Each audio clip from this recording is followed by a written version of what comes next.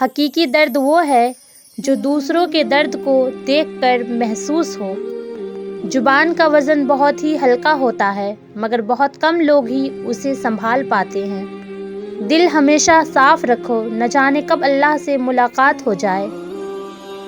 اے اللہ، سخاوت والا رزق، عاجزی والی عبادت، بندگی والی زندگی اور ایمان والی موت نصیب فرما، آمین۔ اللہ پاک کے نزدیک بہترین انسان وہ ہے جس کا وجود دوسروں کے لیے فائدہ مند ہو۔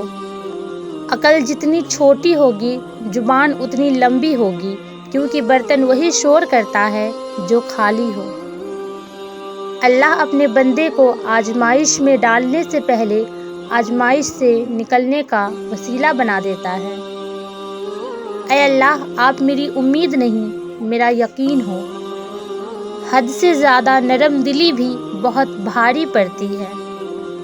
جب تمہیں اللہ کا ذکر سننا اچھا لگے تو جان لو کہ تم کو اللہ سے اور اللہ کو تم سے محبت ہو گئی۔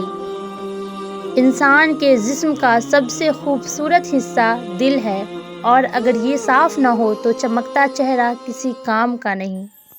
ہماری امیدوں کو پورا کرنے والا صرف اللہ کی ذات ہے، اسی سے ہی ہر بھلائی کی امید رکھیں۔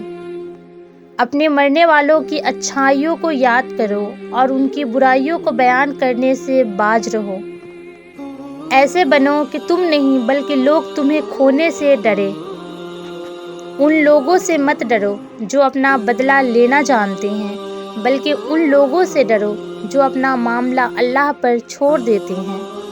صرف اپنے آپ کو صاف رکھنا نصف ایمان نہیں، اپنی سوچوں اور اپنے دل کو صاف رکھنا نصف ایمان ہے۔ دوسروں کے بارے میں اچھا گمان رکھنا بہترین عبادت ہے۔